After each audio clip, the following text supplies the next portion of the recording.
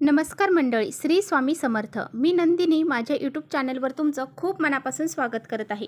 तुमच्या मनातील सर्व चांगल्या इच्छा स्वामी महाराज पूर्ण करो ही स्वामींच्या चरणी प्रार्थना करते आणि आजच्या या नवीन व्हिडिओला सुरुवात करते.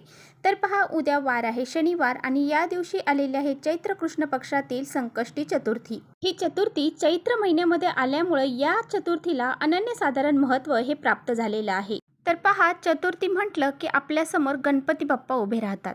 कारण चतुर्थी ही तिथी जी आहे तर ती गणपती बाप्पांना समर्पित आहे. गणपती बाप्पांना बुद्धीची देवता, त्याचबरोबर संकट दूर करणारी, संकटनाश, विघ्न दूर करणारी, विघ्नहर्ता म्हणून ओळखली जाते. आणि त्याचबरोबर ज्ञान देणारी, ज्ञानाची देवता म्हणून देखील गणपती बाप्पांना ओळखलं जातं. म्हणूनच गणपती बाप्पांची विधिवत या दिवशी पूजा अर्चा केली जाते आणि त्यांना प्रिय असणाऱ्या वस्तू त्यांच्या पूजेमध्ये त्यांना अर्पण केल्या जातात. यामध्ये सर्वात महत्त्वाची गोष्ट ती म्हणजे लाल जास्वंदाचं फूल, त्याचबरोबर दुर्वा आणि शमीपत्र हे गणपती बाप्पांना अतिशय प्रिय आहे. आणि नैवेद्यामध्ये त्यांना मोदकाचा नैवेद्य अतिशय प्रिय आहे. मोदक जर तुम्हाला करणं शक्य नसेल तर गुळ खोबऱ्याचा नैवेद्य जरी गणपती बाप्पांना दाखवला तरी सुद्धा ते प्रसन्न होतात. असं म्हटलं जातं की या दिवशी गणपती बाप्पांची चतुर्थीचं व्रत केल्याने, त्याचबरोबर गणपती बाप्पांच्या आवडत्या वस्तू त्यांना अर्पण केल्याने, त्यांची विधिवत पूजा केल्याने आपल्याला गणपती बाप्पांचा आशीर्वाद प्राप्त होतो आणि आपल्या सर्व मनोकामना देखील पूर्ण होतात. त्याचबरोबर या दिवशी अनेक प्रकारचे उपाय आणि सेवा देखील केल्या जातात. आजच्या व्हिडिओमध्ये मी तुम्हाला अतिशय प्रभावशाली उपाय सांगणार आहे. आपल्याला मुलांसाठी 11 लवंगाचा प्रभावी उपाय करायचा आहे. यामुळे काय होईल की मुलांचे दोष अडचणी दूर होऊन जातील. मुलं तुमच्या मनासारखे वागतील आणि तुमच्या मुलांची खूप सारी प्रगती होईल. त्यांची अभ्यासामध्ये, नोकरीमध्ये खूप सारी प्रगती होईल. असा हा अत्यंत प्रभावशाली उपाय आपल्याला कसा करायचा आहे याबद्दलच आजच्या व्हिडिओमध्ये आपण जाणून घेणार आहोत. त्यामुळे व्हिडिओ कुठे स्किप न करता शेवटपर्यंत नक्की बघा, जेणेकरून तुमच्यापर्यंत योग्य ती माहिती पोहोचेल. आपल्या चॅनलवर जर नवीन असाल तर चॅनलला लगेच सबस्क्राईब करा आणि असेच माहितीपूर्ण व्हिडिओ पाहण्यासाठी बेल आयकॉनलाही प्रेस करा. म्हणजे मी जेव्हा नवीन व्हिडिओ अपलोड करेन त्याचं नोटिफिकेशन सर्वात अगोदर तुम्हाला भेटेल आणि तुम्ही एकही व्हिडिओ मिस करणार नाही. त्याचबरोबर कमेंट्समध्ये ओम गण गणपते नमः हे लिहायला अजिबात विसरू नका.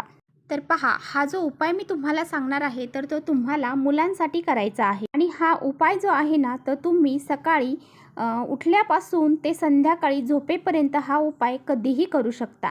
तर हा उपाय जो आहे ना तो अगदी लहानातील लहान मुलांपासून ते अगदी तुमची मुलं लग्नाला जरी आलेली असतील तर त्यांच्यापर्यंत तुम्ही हा उपाय करू शकता. अगदी लग्न झालेले मुलं मुली असतील तरीसुद्धा त्यांच्यासाठी तुम्ही हा उपाय करू शकता.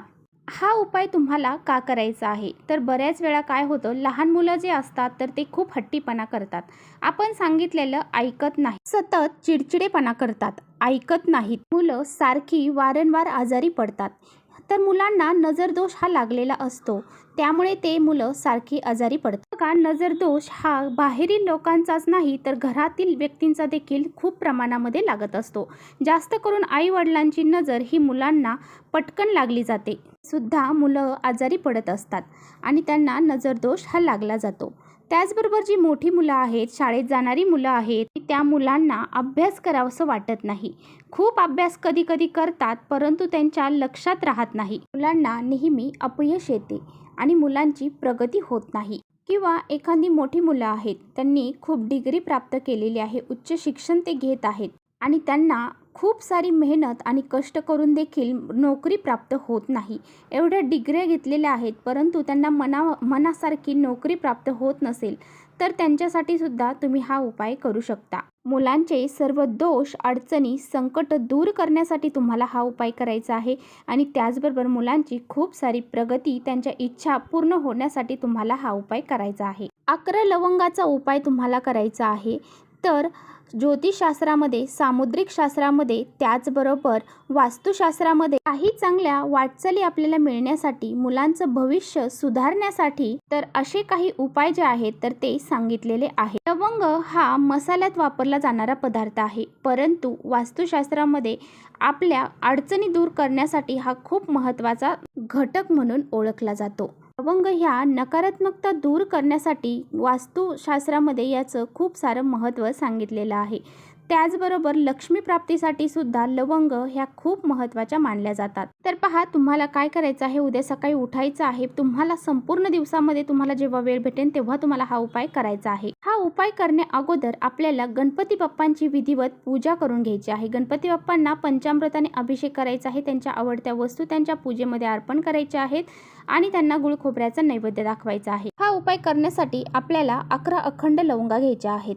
लवंगा घेताना कुठे तुटल्या फुटलेल्या घेऊ नका, व्यवस्थित आणि अखंड लवंगा आपल्याला घ्यायच्या आहेत। ह्या लवंगा तुम्हाला उजव्या हातामध्ये घ्यायच्या आहेत। आपल्या मुलांसाठी आपण उपाय करत आहात, तर मुलांना आपल्या शेजारी आपल्याला बसवायचं आहे। ह्या लवंगा उजव्या हातामध्ये घेऊन 3 वेळा अथर्वशीर्षाचं पठण करायचं आहे। 2 वेळा अथर्वशीर्षाचं पठण केल्यानंतर तिसऱ्या वेळी अथर्वशीर्षाचं पठण करायचं आणि त्यानंतर जी फलश्रुती आहे ती म्हणायची। आणि फलश्रुती म्हटल्यानंतर आपल्याला जे काही आपण उपाय करतो त्याचं फळ हे प्राप्त होत असतं। त्यामुळे ही फलश्रुती 3 वेळा अथर्वशीर्ष म्हटल्यानंतर आपल्याला म्हणायची आहे। आणि ह्या ज्या लवंगा आहेत तर त्या अभिमंत्रित करायच्या आहेत आणि यामधली एक लवंग आपल्याला आपल्या मुलांना खायला द्यायची आहे आणि ज्या बाकीच्या 10 लवंगा आहेत त्या एका वाटीमध्ये ठेवून तुम्हाला तुमच्या देवघरामध्ये ठेवून द्यायच्या आहेत। आणि त्यानंतर दुसऱ्या दिवशी काय करायचं आहे, दुसऱ्या दिवशी परत एकदा अंघोळ वगैरे करायचे आहे, गणपती बाप्पांची पूजा अर्चा करायची आहे। ह्या लवंगा हातामध्ये घ्यायच्या आहेत आणि 3 वेळा गणपती अथर्वशीर्षाचं पठण करायचं आहे, फलश्रुती म्हणायची आणि त्यातली पुन्हा एकदा एक लवंग काढायची आणि मुलांना खायला द्यायची। असं आपल्याला दररोज करायचं आहे। आणि त्यानंतर परत राहिलेल्या ज्या लवंगा आहेत तर त्या परत आपल्याला देवघरामध्ये तशाच ठेवून द्यायच्या आहेत।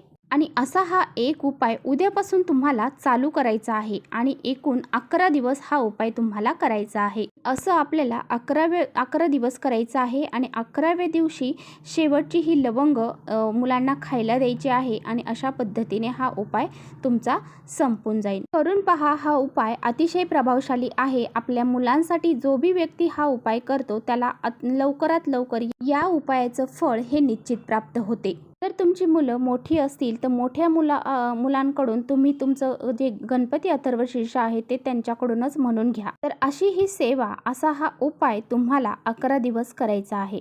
मुलं वाचता लिहिणारी असतील तर त्यांना स्वतःला करू द्यायचा आहे, नसतील तर तुम्ही स्वतः जरी हा उपाय मुलांसाठी केला तरी सुद्धा चालेल। आता बघा, तुम्ही म्हणता आमच्या घरामध्ये 2 मुलं आहेत किंवा 3 मुलं आहेत, तर तुम्हाला एक मुलगा असेल तर त्या मुलासाठी 11 लवंग घ्यायचे आहेत। 2 मुलं असतील तर 2 मुलांसाठी वेगवेगळ्या 11 लवंग म्हणजे 22 लवंग आपल्याला घ्यायच्या आहेत। सांगितलेल्या ज्या सेवा आहेत तर त्या करायच्या आणि 11 दिवस हा उपाय तुम्हाला करायचा आहे।